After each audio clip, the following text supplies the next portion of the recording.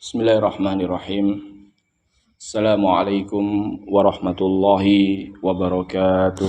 Waalaikumsalam warahmatullahi wabarakatuh. Alhamdulillahi rabbil alamin. Wa usalli wa usallim ala nabiyyina Muhammadin wa ala alihi wa sahbihi ajma'in. Amma ba'du. Kaum muslimin dan muslimat rahimani wa rahimakumullahu ta'ala. Pada kesempatan kali ini, alhamdulillah dengan nikmat dan karunia dari Allah Ta'ala, kita bisa kembali membaca hadis-hadis yang dikumpulkan oleh Al-Imam Abdul Ghani Al-Maqdisi rahimahullahu ta'ala di dalam kitab beliau Umdatul Ahkam. Pada kesempatan kali ini kita masih pada hadis-hadis yang membahas tentang sholat. Kita akan bahas hadis yang menjelaskan bahwasannya disyariatkannya mengakhirkan sholat apabila hidangan telah disajikan. Disyariatkannya mengakhirkan sholat apabila hidangan telah disajikan.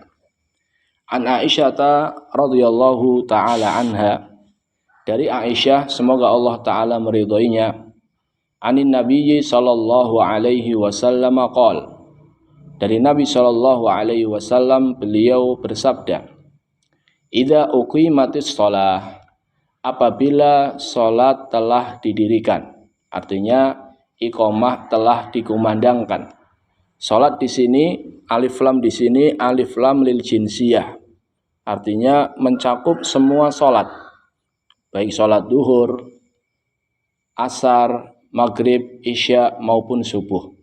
Apabila iqamah telah dikumandangkan, wa hadaral asya, sedangkan makanan telah disajikan, fabda'u bil asya, maka dahulukanlah makan.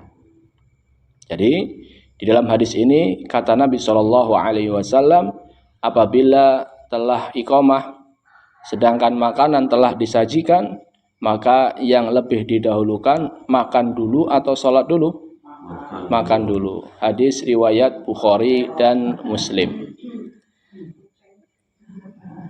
Terkait hadis ini ada 3 pembahasan yang ingin saya sampaikan. Yang pertama adalah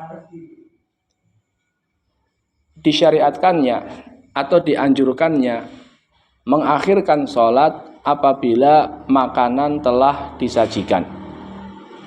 Hal ini dalam rangka agar seseorang ketika sholat dia bisa lebih khusyuk. Jangan sampai ketika dia sholat yang dia pikirkan adalah apa? Makanan. Karena sebelum sholat makanan telah disajikan, kemudian dia tidak menyantapnya.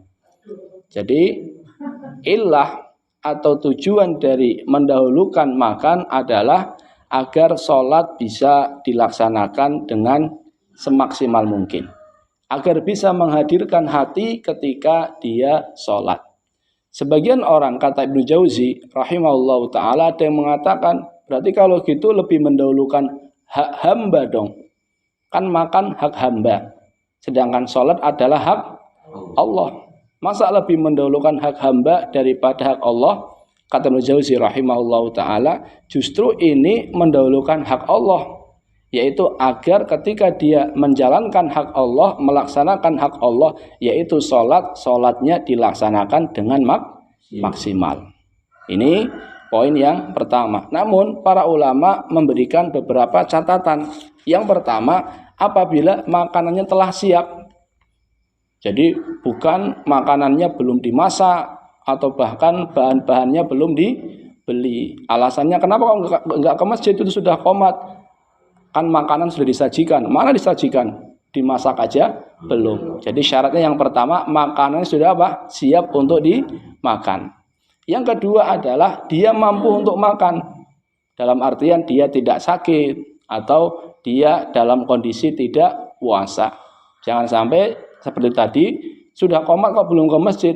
Saat itu makanan sudah disediakan padahal dia dalam kondisi puasa. Yang ketiga, syarat yang ketiga adalah dia memang berhasrat untuk makan.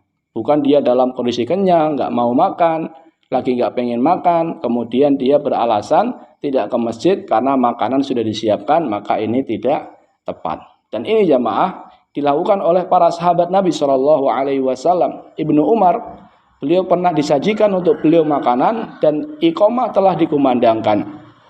Fala ya'tiha hatta yafrugha. Beliau tidak mendatangi salat sampai beliau selesai makan. Wa innahu la yasma'u qira'atal imam, dan beliau benar-benar mendengar bacaan dari imam. Anas bin Malik, sahabat Nabi Shallallahu Alaihi Wasallam, menceritakan bahwasannya beliau pernah bersama beberapa sahabat Nabi seperti Ubay bin Ka'ab, kemudian Abu Talhah, dan selain mereka berdua. Ketika mereka sedang makan, tiba-tiba adzan iqamah dikumandangkan. Fadhahabtu aqumu fa'aq'aduni. Kemudian Anas bin Malik, saya berdiri untuk sholat, untuk ke masjid. Namun ternyata para sahabat Nabi SAW mendudukkan saya. Wa'abu alayya hina aradtu an aqum. Dan beliau mengingatkan saya agar saya menyelesaikan makanan, dan mereka mengingatkan saya agar saya menyelesaikan makanan sebelum melaksanakan sholat. Jadi intinya jamaah, poin yang pertama adalah tidak mengapa mengakhirkan sholat apabila makanan telah disajikan, walaupun bisa menjadikan dia mungkin terlambat sholat jamaah. Namun perlu diingat jamaah, hal ini tidak berlaku apabila menjadikan dia keluar dari waktu sholat. Jadi membolehkan bagi dia untuk telat sholat jamaah, tapi tidak membolehkan bagi dia untuk sholat di luar waktu. Contohnya ada orang tidur siang, bangun-bangun dia tidur siang, habis duhur dia tidur, habis sebelum duhur dia tidur, kemudian bangun-bangun mepet asar. Berarti kan dia belum sholat apa? Belum sholat duhur. Ketika bangun-bangun mepet asar, ternyata istrinya sudah menyajikan apa? Makanan. Dalam hal ini mana yang didahulukan? Makan dulu atau sholat dulu? Sholat dulu. Karena waktu sholat duhur sudah mau habis. Ini poin yang pertama. Poin yang kedua adalah, apakah ini berlaku bagi imam? Artinya ketika sudah iqamah, kemudian imam juga menyelesaikan makanan, maka kata Al-Imam Al-Bukhari rahimahullahu ta'ala, ini tidak berlaku bagi imam. Jadi kalau imam sudah qomat, walaupun dia makanan sudah disajikan, dia tetap mendahulukan apa? Sholat. Kenapa? Lebih mendahulukan hak jamaah daripada hak pribadinya. Makanya dalam Sahih Bukhari, Al-Imam Al-Bukhari rahimahullahu ta'ala membawakan bab idza du'iyal imam ila shalah wa biyadihi ma yaqul. Apabila imam dipanggil untuk sholat dan di tangannya apa yang sedang dia makan. Kemudian Al-Imam Al-Bukhari membawakan hadis dari sahabat Amr ibn Umayyah. Amr ibn Umayyah menceritakan, ra'aitu Rasulullah sallallahu alaihi wasallam ya'kulu dhira'an yahtazzu minha. Saya melihat Rasulullah SAW sedang makan daging paha, kemudian beliau motong-motongnya. Fadu'iya ila shalah. Kemudian beliau dipanggil untuk melaksanakan sholat. Faqama. Kemudian beliau pun berdiri, beliau wudu, dan beliau berdiri dan beliau melaksanakan sholat. Jadi ketika beliau sedang makan, tapi dipanggil untuk sholat, beliau tidak menyelesaikan makanannya, namun beliau ikut sholat namun beliau menjadi imam berjamaah. Kenapa? Karena beliau seorang imam. Jadi hadis ini mengakhirkan sholat, mendahulukan makan, ini berlaku bagi jamaah tapi tidak berlaku bagi imam menurut Al-Imam Al-Bukhari rahimahullahu ta'ala. Ini poin yang kedua. Poin yang ketiga, hadis ini menunjukkan akan betapa pentingnya khusyuk, akan betapa pentingnya menghadirkan hati ketika sholat. Ketika takbir dia menghadirkan hati, dia menghadirkan hati ketika mengucapkan Allahu Akbar, ketika ruku, ketika sujud, dan semua gerakan sholat dia menghadirkan hati. Sampai-sampai dibolehkan untuk mengakhirkan sholat jamaah apabila makanan telah disajikan dalam rangka agar melaksanakan sholat dengan apa? khusyuk. Maka ini menunjukkan betapa pentingnya khusyuk. Dan khusyuk ini adalah ruhnya sholat. Bayangkan kalau seandainya orang nggak ada ruhnya, bagaimana? Meninggal. Begitu pula sholat tanpa khusyuk, maka sholat ini jauh dari kesempurnaan. Maka seorang hamba hendaknya dia berusaha semaksimal mungkin dan minta sama Allah agar dijadikan hamba yang khusyuk. Dan khusyuk ini jamaah adalah barometer dari pahala yang kita dapat.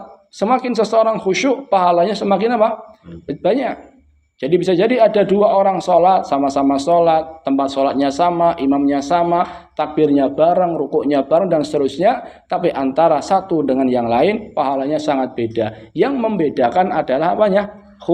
Khusyuknya. Kata Nabi SAW, Innar rajula la yansarifu min sholatihi. Ada sungguhnya seorang yang selesai dari sholatnya. Wa ma kutiba lahu. Tidak ditulis baginya pahala illa usyruha. Kecuali 1/10 tok.